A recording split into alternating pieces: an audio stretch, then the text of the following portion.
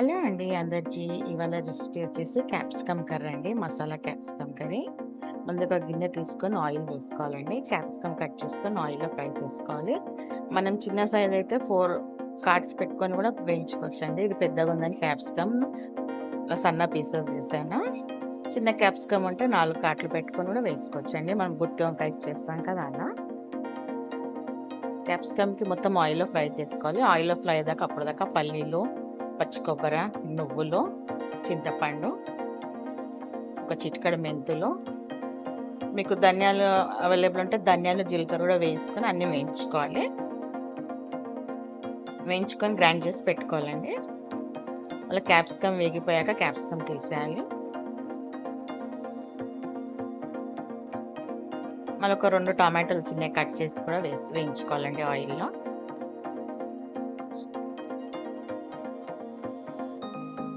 టమాటా కూడా ఫ్రై చేసుకోవాలి ఆయిల్‌లో కొద్దిగా మగ్గేదాకా.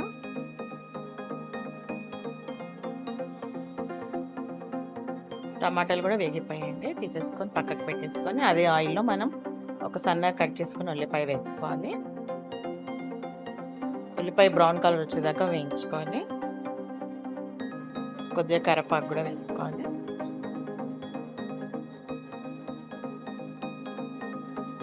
ఉల్లిపాయలు బ్రౌన్ కలర్ వచ్చేసాయండి. ఉల్లిపాయలు వేగాక ఒక 2 స్పూన్స్ దాకా అల్లం వెల్లుల్లి పేస్ట్,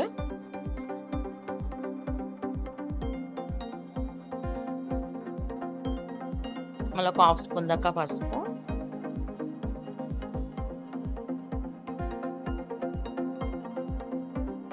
మళ్ళీ 3 స్పూన్స్ దాకా కారం అండి.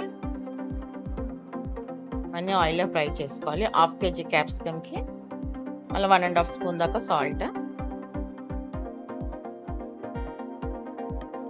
మళ్ళీ మసాలాలన్నీ వేయించుకున్నాక మనం ఇందాక మసాలా చూసుకున్నాం కదండి, గ్రైండ్ చేసింది వేసేసుకోవాలి. పల్లీలు, నువ్వులు, పచ్చి కొబ్బరి, చింతపండు,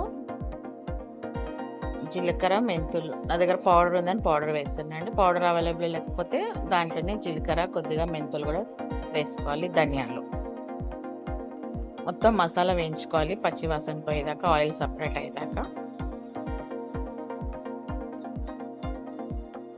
మళ్ళీ 2 స్పూన్స్ దాకా ధనియాల పొడి, మళ్ళీ 1 స్పూన్ జీలకర్ర పొడి అండి.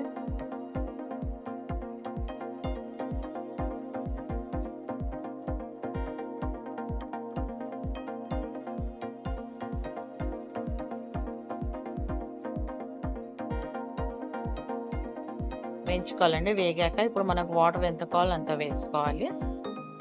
మన గ్రేవీ ఎంత కావాలంట.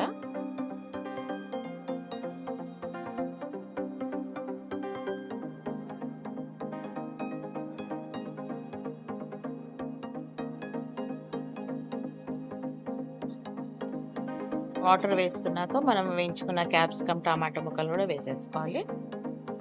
వేసుకొని చిన్న మంట మీద ఉడికించుకోవాలండి ఆయిల్ సపరేట్ అయ్యేదాకా.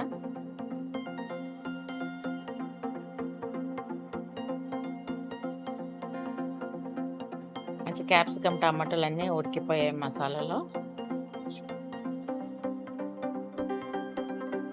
దింపే ముందు 2 పచ్చిమిర్చి, ఒక కొత్తిమీర కట్ట,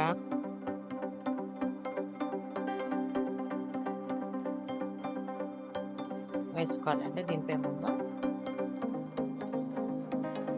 మళ్ళీ ఒక 1 స్పూన్ దాకా గరం మసాలా కూడా వేసుకోవాలి లాస్ట్లో. వేసుకున్నాక మళ్ళీ ఒక 5 మినిట్స్ అలా చిన్న మంట మీద వదిలేసేయాలి.